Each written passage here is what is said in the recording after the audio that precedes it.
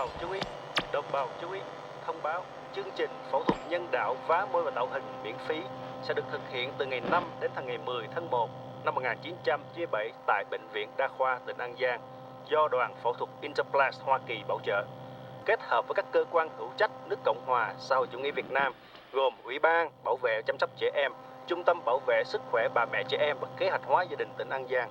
Nay thông báo đến với các trẻ em bị khuyết tật ở hàm mặt đến ghi danh và sơ khám tại khoa răng hàm mặt thuộc Bệnh viện Đa khoa tỉnh An Giang vào lúc 8 giờ sáng ngày 4 tháng 1 năm 1997.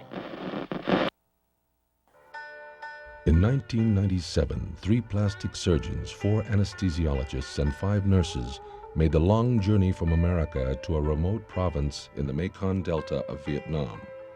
There they changed forever the lives of 110 children. This is their story. It is a story of healing. You fly for 20 hours straight, and then you immediately from the airport in Ho Chi Minh City get onto a van, you go for another 5 hours. So it's approximately 30 hours. We were greeted at the airport in Saigon and assisted through the process of getting through customs, which is a little intimidating to a novice international traveler. An Giang is out in the middle of the Mekong Delta, and it's remote. It takes 5 hours by a 2-lane, very marginally paved road to get here, passing thousands of people on buses and bikes. But as you drive through the Delta country and get to the city, you see endless rice paddies and shanty towns. I think it's hard to imagine the degree of deprivation that's out here. You know, people hanging out at the ferries, evidently impoverished, selling wares and eking out a living that way. The traveling to get here, it's arduous. You know, it takes a lot of effort. The impression of coming into the hospital the first morning, it looks like something left over anywhere from the turn of the century to 1930s. Hundreds of people hanging out. You can't figure out who anybody is. You know, are they patients? Are they patient families? Are they staff? You know, are they nurses, physicians? I mean, you're a little at a loss since you don't really know the system. When the patients arrive at the hospital, many of them have come and walked for 2 or 3 days in order to get here, and some of them live locally. In the vast majority of cases, once they arrive at the hospital, they stay here. Before you leave the States, you can say we're going to do 120 cases or 80 cases, whatever. But until you see those people milling around, ready or needing to go, camped out in the courtyard or having traveled some distance, it doesn't strike you. You just can't quite imagine it until you see it. The local authorities greeted us very cordially. The reception was warm, a little bit formal reception. You're asked to come up to a meeting room. We sat in tables across from each other. There was a lot of formalities exchanged. You know, thank you for coming. Thank you for asking us. We hope to do a good job. We're sure you'll do a good job. You know, and that went on through several rounds of that. We had a general clinic, and we saw 109 patients on the first day. What my role was to make sure that we have a chart number, a number for the patient. Hopefully the two of them match, which makes it a lot simpler. Then listen to the doctors as they saw each patient to mark down the age of the patient, the sex of the patient, and then what the procedure will be. I don't know why I thought it would be different. I was curious about it, obviously, but they're very concerned about their children. They love them as much as we do ours.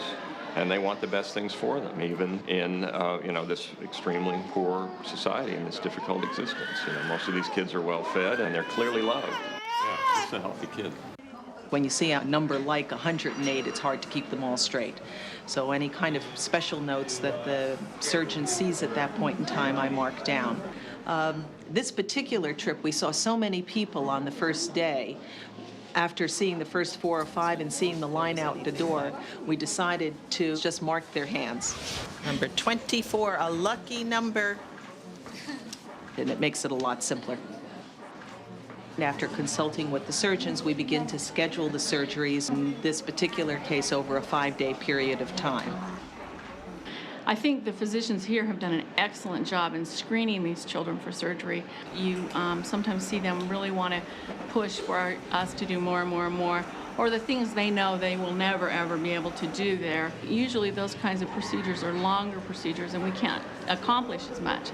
So I think the shorter procedures, the procedures we can do more of, is probably better than one case that's going to take the whole day.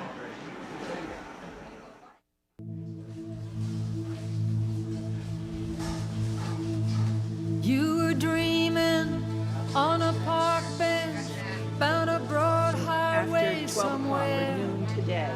When the music from the carillon seemed to hurl your heart out there, past the scientific darkness, past the fireflies that float, to an angel bending down to wrap you in her warmest coat.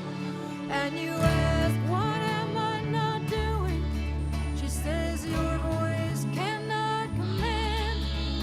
In time you will move mountains, and it will come through your hand.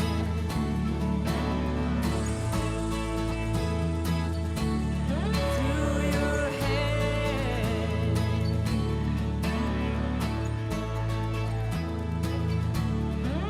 Still you argue for an option, still you angle for your case, like you wouldn't know a burning bush if it blew up in your face.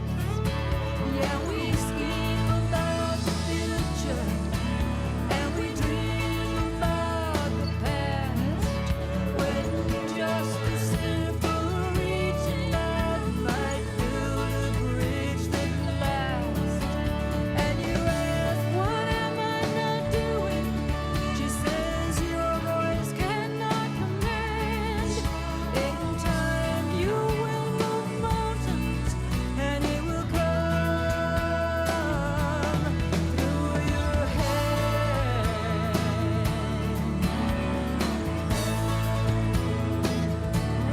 Through your hand.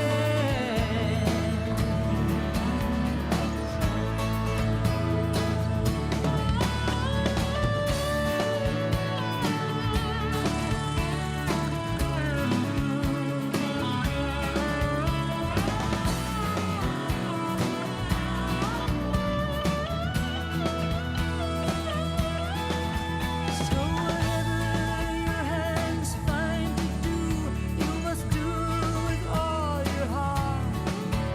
There are thoughts enough to blow men's minds and tear great worlds apart.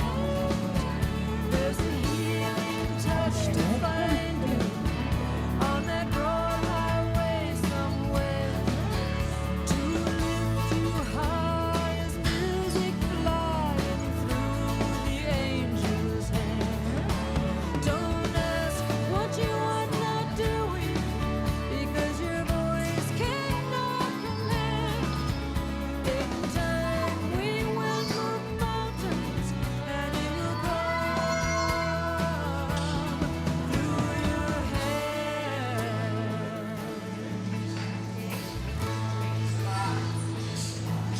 Through your hand. 6 Đúng rồi. 24. You'll be all right by then. I won't. All right. No problem.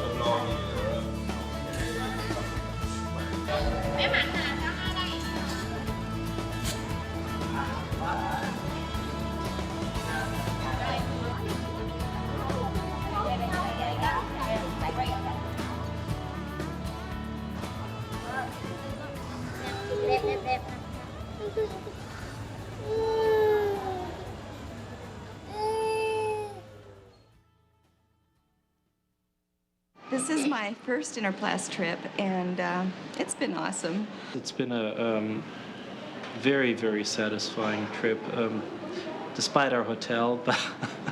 I've never been in an OR with open windows before. I've never walked from the operating room outside to the recovery room before.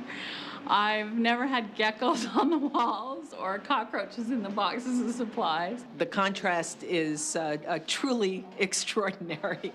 I don't know how else to say it other than that. And the language problem is monumental because it's practically impossible to learn a phrase or two. If you were in South America, you could maybe bone up on your Spanish. It's not the case here.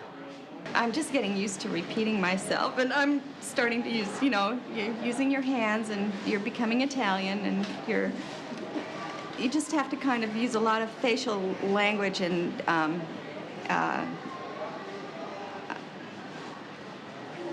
sign language. Yeah.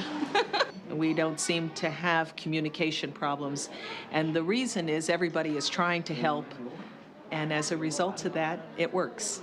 The Vietnamese nurses are darling. They are just darling. I have student nurses that are helping me in the recovery room. They've kind of watched me the first day, and then I've been giving them tasks, and we're communicating like this, but they're very helpful, very willing. They'll do anything if I can get it across to them. The nurses here are really anxious to learn. And I think in the United States, the basics are all taught in nursing school. And so here, it's more of a desire to learn and to be open to new things. I was a nurse educator for many years, and so education has always been my background. And I have found that I haven't done it for many years, but this week I've done more education with Vietnamese nurses. It's difficult because you can't communicate with them, but yet because we are nurses, we're communicating without even speaking to each other.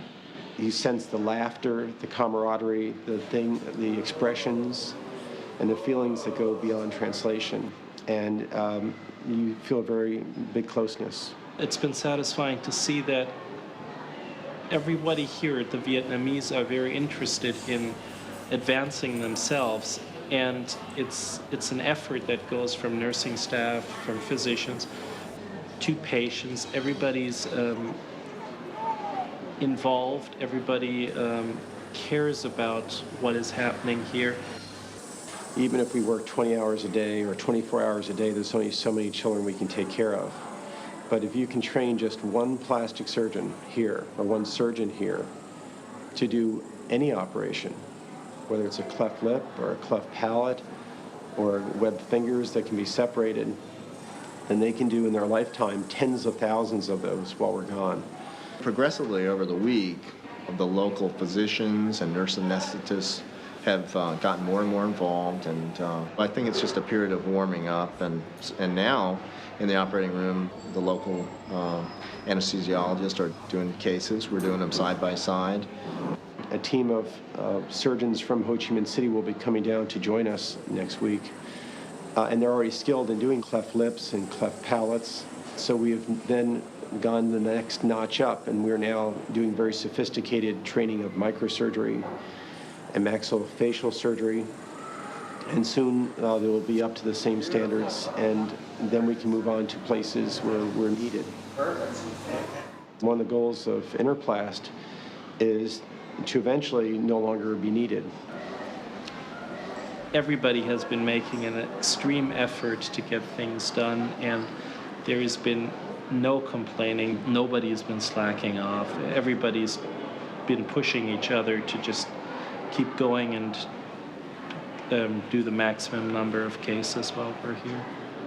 I have worked with some doctors who've been on Interplast and have also worked with them back home.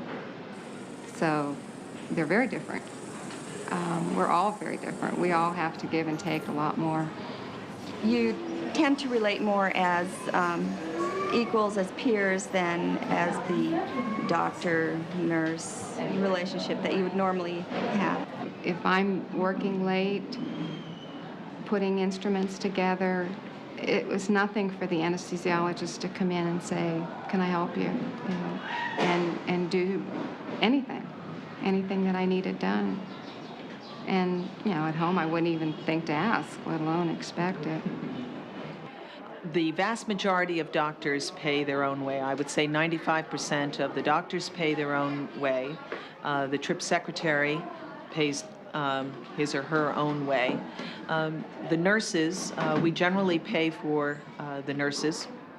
The nurses, though, take their own vacation time. Many of the nurses only have 2 or 3 weeks vacation time, and they take 2 weeks of their vacation time and spend it here. Yes, I take my vacation time. Many people think that that's kind of crazy. Fortunately, at my position now, I do have enough that I can still have vacation with my family. But with 10 trips since '81, that probably is a lot of vacation. When you arrive, the time difference is approximately 12 hours. So day is night and night is day. And then you start 8 hours later going into your first 16-hour day. And so at times, it's very common for 1 or 2 members of the team to be ill, whether it's from intestinal problems or a flu. But it's almost like showbiz, where the show must go on, is that you're there for that one purpose. And so you just have the sense that you must prevail and must help out. And it's always, you really can tell the worth of the people on the trip on how they behave in the face of adversity. And if you're able to come through it all, and despite how you may be feeling, or how disoriented or how tired you are, that you realize you're there for that purpose, it really tells you the inner strength of someone. And we've seen on this trip that occurred several times. When I come home from an interclass trip, I'm usually physically exhausted but rejuvenated emotionally, because this is really pretty pure medicine that we're practicing here, and that's why we come, I think. We don't have to worry about who's paying for it. We don't do a lot of charting. We just look after the patient. That's where all our energies go. I'll see you this afternoon. I think that translates into my personal life and my professional life when I get home. I'm a little more aware of what we have, a little, I think, more forgiving in a lot of instances. I spend maybe a little more time with my patients. I spend a lot more time with my family. I know that what we do is very, very good, and you can see the results. I mean, you see the benefits of the surgery that we do, but every trip I get more out of it, I think, than what I actually give to them, because they're giving back to me as much or more. 2 children that I particularly remember were in Nepal. We had done a number of operations, and I saw a young girl sitting in the corner of the courtyard with a smaller boy. And I went over and I said, "Can I help you?" And she looked at me, and she was wearing a little shawl, and she pointed to her brother, who had a cleft lip. And I said, "Well, you wait right here, and in about 2 or 3 hours, I will bring the surgeon out to see you." And about 2 or 3 hours later, I brought the surgeon out, and he said, "We can, do this young man and schedule him for tomorrow." And I looked at her, and she still had the shawl on covering her face. And I asked her to take her shawl down. And she had a cleft lip too, but she was there for her brother and not for her. We did her also. Nguyễn Hân Kết, 16 tuổi. There was a boy whose parents were too busy to take him. He was 16-year-old, and he somehow learned that our team was in the province doing these types of surgeries, and he had a cleft lip. And you must realize that children with cleft lips are completely ostracized here. They oftentimes do not come out of their homes. They're not accepted in common life. It's a belief here that if a woman is pregnant and sees anyone with a cleft, that her child will have a cleft. And so these people are absolutely shunned and ostracized, so they either have to hold something over their mouth when they're out in public, or they just don't go out. So this was a big venture for this boy who heard this to travel to the hospital and to be seen in public and to be here, and especially without his parents, which are extremely important in terms of decision making of what should be done. And he felt that he had to do this. You're okay. Plastic surgery comes from the Greek word plastikos, which means to mold or to shape. And truly that's what we do in terms of molding, shaping their whole life, as well as their form and function, to restore one whole again. He came by himself? Yeah. When treating him on the table, we did this under a local anesthesia because he was old enough to take it. And he started crying on the table. My concern was that he was still in pain because I didn't give him an adequate local anesthetic. And we had the translator come in and he said, "No, I am in no pain. I am just so happy I cannot control myself." I mean, this is why we all went into medicine to start with. It's direct giving to people. And this is why, way back when we went to medical school, we decided we'd like to be nurses and doctors.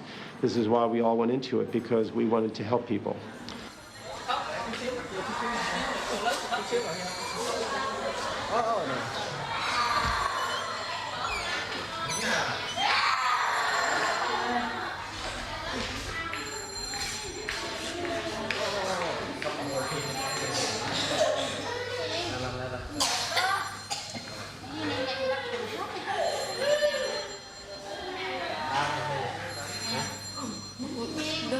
Không có đau sao khóc? Hả? Đẹp rồi còn khóc gì nữa?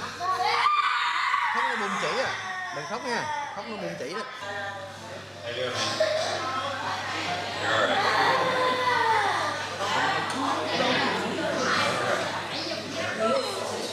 That's great. Mirror, maybe he wants a mirror. You want a mirror? You want to see?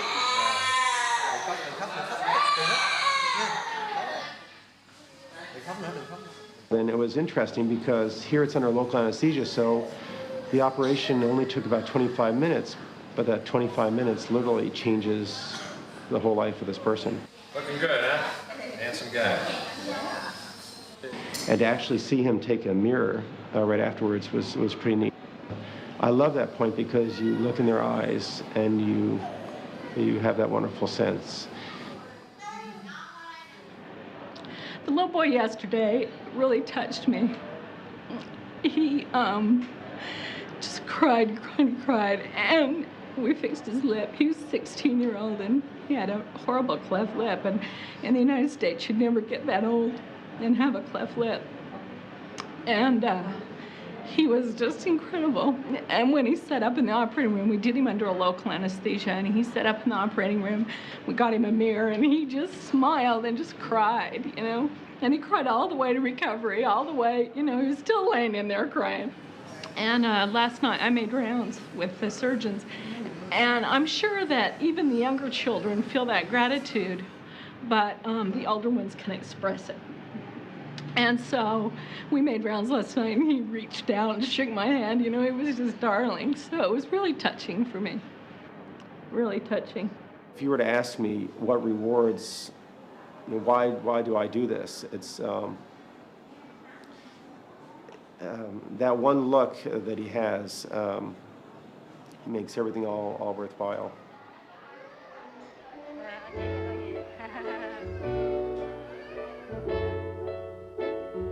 What the world needs now is love, sweet love. It's the only thing that there's just too little of. What the world needs now is love, sweet love. No, not just for some, but for everyone. Lord, we don't need another mountain. There are mountains and the hillsides enough to climb. There are oceans and rivers enough to cross, enough to last till the end of time. What the world needs now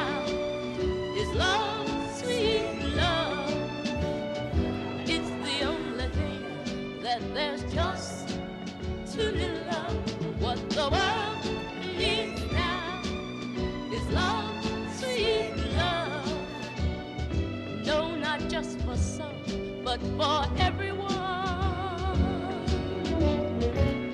Lord, we don't need another meadow. There are cornfields and wheat fields enough to grow. There are sunbeams and moonbeams enough to shine. Oh, listen, Lord, if you want to know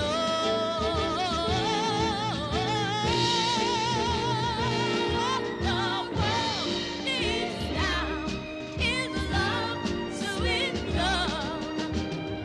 It's the only thing that there's just till you love. What the world needs now is love, sweet love. No, not just for some, but for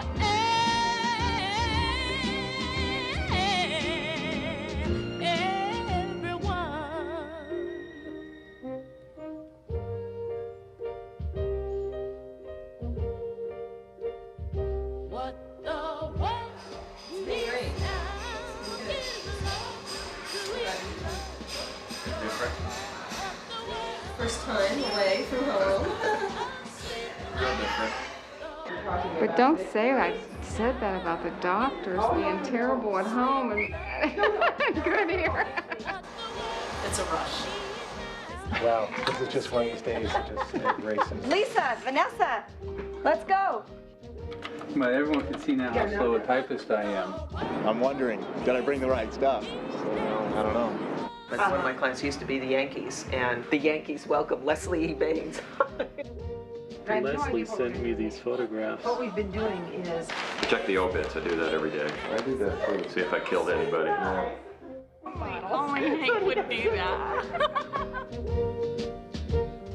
What the world needs now is love, sweet love. What the world needs now is love, sweet love. What the world needs now is love, sweet love. What the world needs now is love, sweet love.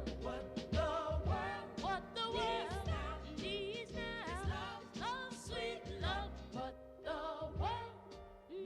now is love, sweet love. What the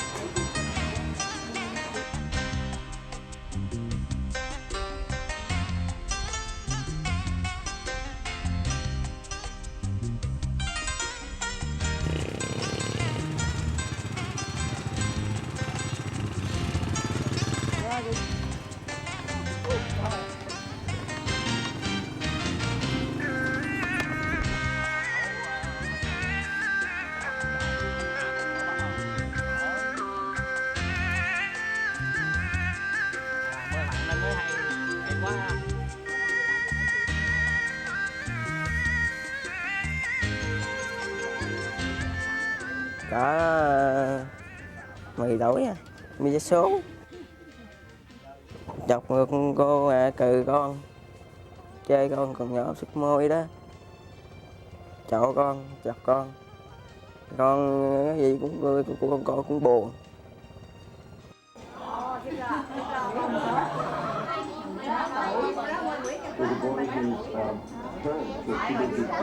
It's direct giving to people. And this is why, way back when we went to medical school, we decided we liked to be nurses and doctors. This is why we all went into it, because we wanted to help people.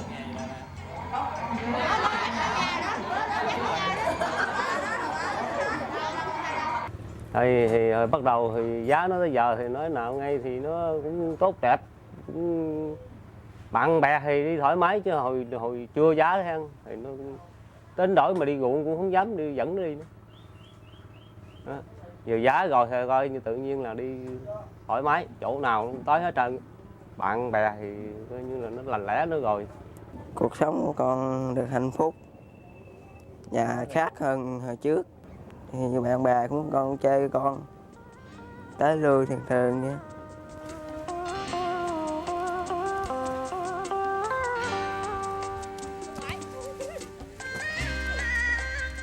Con cảm ơn mấy người Mỹ đã anh tốt.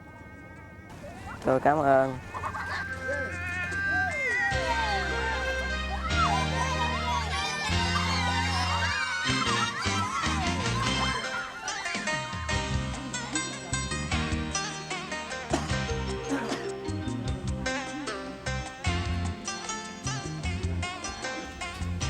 Con hồi lúc trước mà con có mang á, thì nó khó khăn rất là nhiều.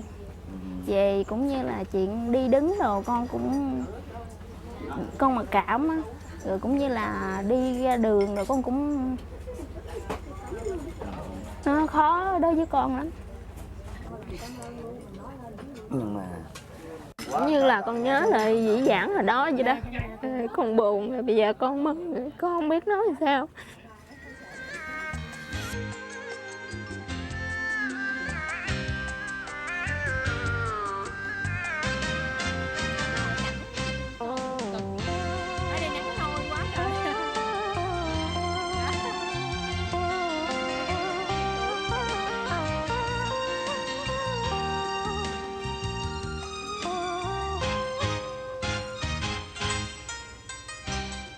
Cái cảm nghĩ của con là bác sĩ mà các bác đồ gì đồ tới đây con rất là mừng, con không biết gì mà cảm ơn.